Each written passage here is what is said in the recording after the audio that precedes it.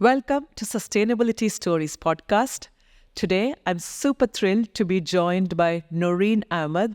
Naureen is visiting us here in Dubai, so I thought, why not take a chance to talk to my listeners about my interaction with Naureen, how have I known Naureen, and how does she fit into the sustainability puzzle that I talk regularly with my audience.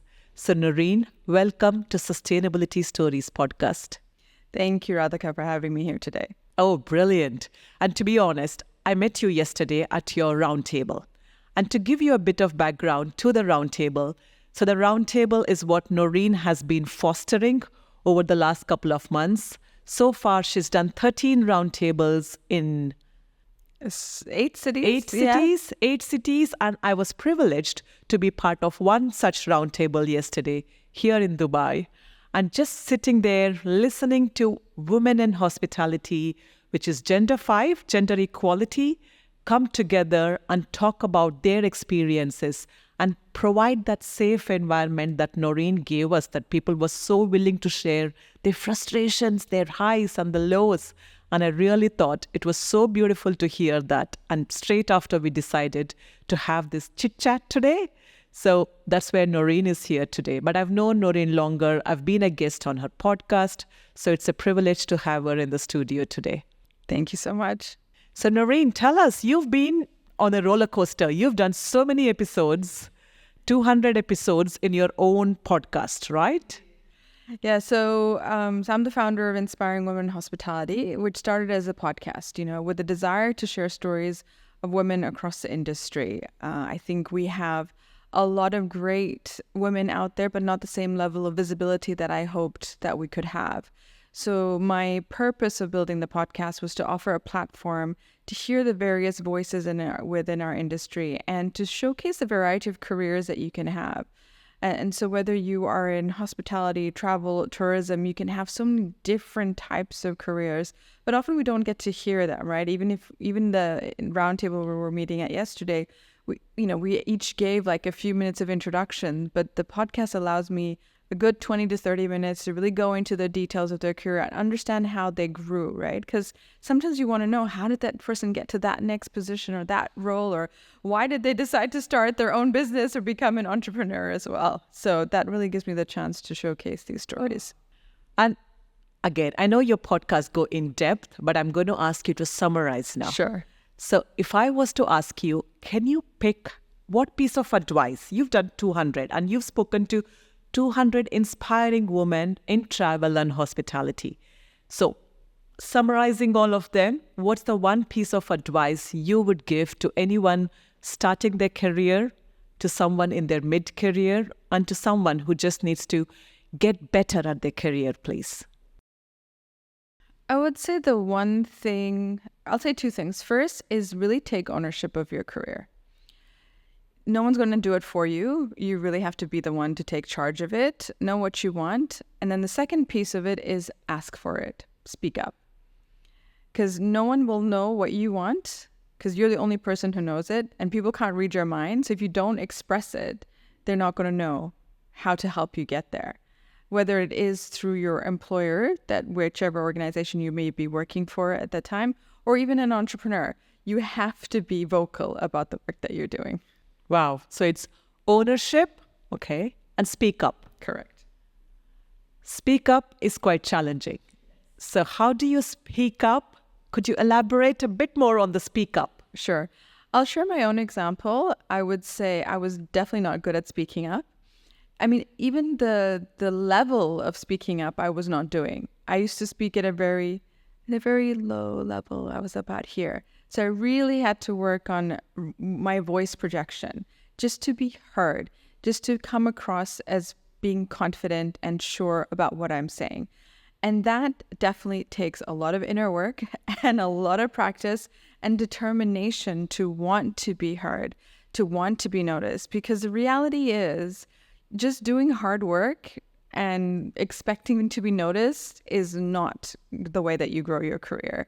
You have to put the work in and be vocal about your achievements, what you're doing, how you're getting there, making sure that you're meeting those milestones and keeping your manager up to date and being vocal about what are your career goals to make sure that you can work together to get there.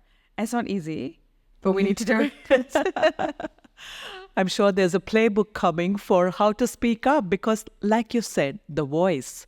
All of us forget that the voice has a huge impact. The voice has an impact on how we do things, right? And just having the right tone of voice, the right tone is so important, the right Absolutely. kind of loud. And yeah, no, I hear you. And it's quite difficult because you don't want to be seen as annoying. At the same time, you don't want to be seen as too ambitious but not ready for the role, or so it's lots there in elements of that. I want to take one moment regarding yesterday when you said you've had 13 roundtables so far in different cities. And, I saw the list of cities that you kept on about. I was like, wow, beautiful.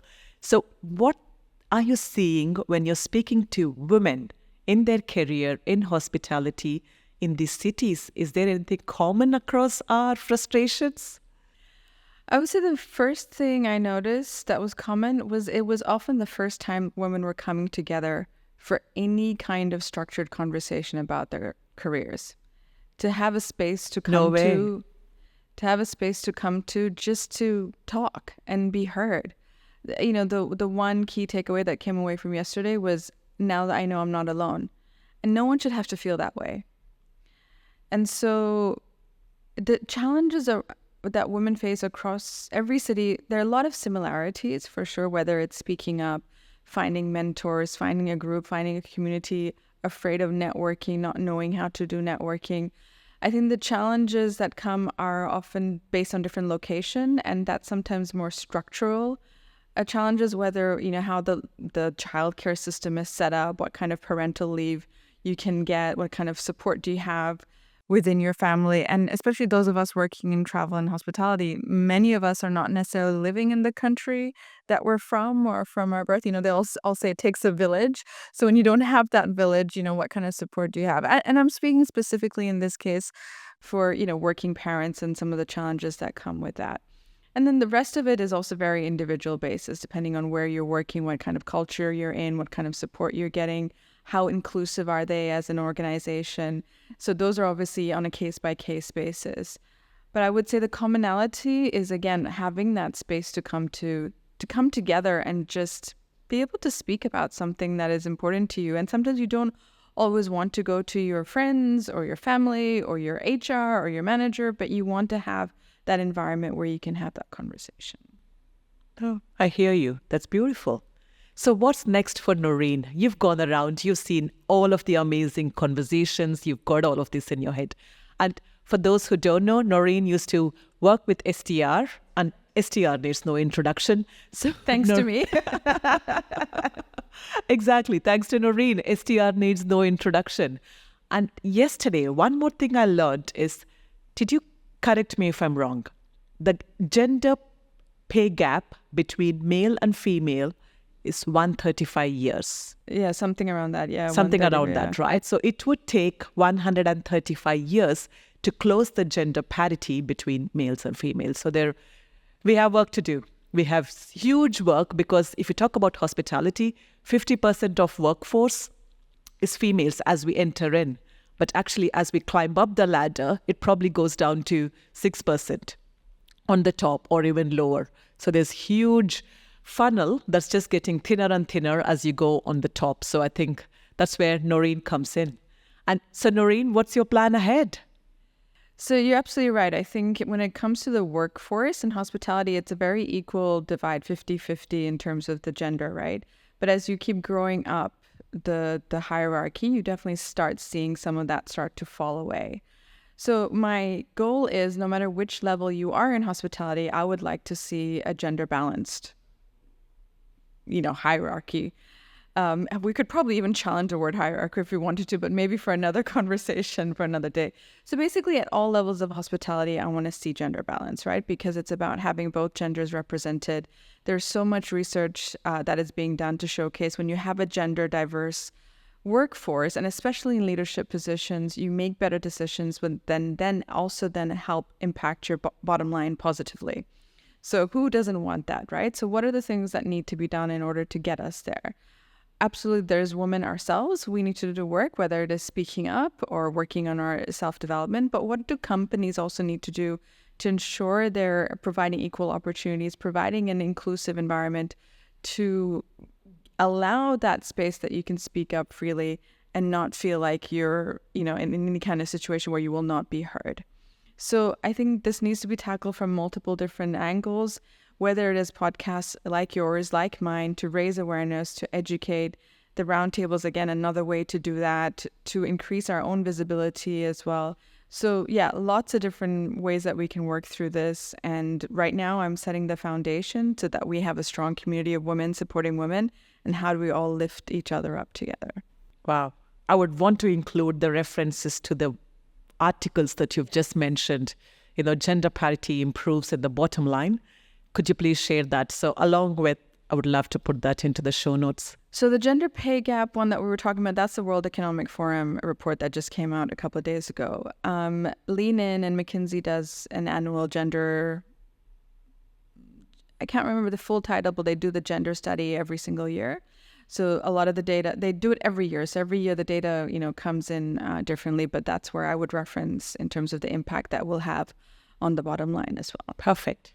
And I'll also include the link to Naureen. It's a pleasure having you join us, Naureen. I think those real nuggets there, speak up, for me, was the biggest nugget, because I think ever so often I still need to know the parameters for how to speak up. So I think we'll call you back in again Sure. when you have more knowledge and you can share on it too. But I think that's really important, right? Because definitely something there. So thank you, Naureen. Thank you, Radhika, for having me today. Thank you so much for listening to us, and we're always welcome for feedback. Any questions, head on to Sustainability Kiosk. This is Sustainability Stories podcast, sponsored by Sustainability Kiosk.